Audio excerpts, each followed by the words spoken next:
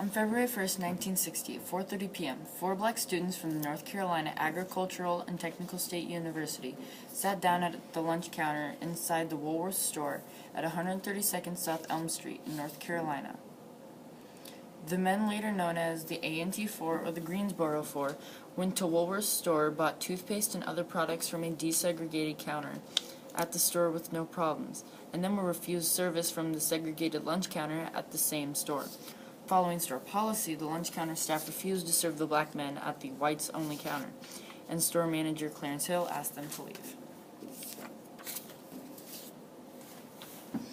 The four university freshmen, Joseph McNeil, Franklin McCain, Ezell Blair Jr., later known as Jabril, and David Richmond, stayed until the store closed.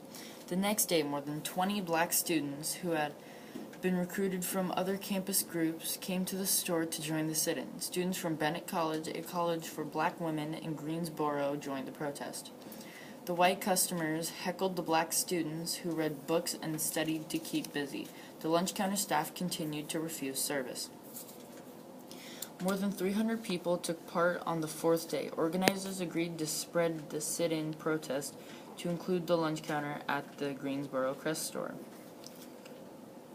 The movement then spread to other southern cities, including Richmond, Virginia, and Nashville, Tennessee, where the students of the Nashville Student Movement had been trained for a sit-in by civil rights activist James Lawson and had already started the process when Greensboro occurred.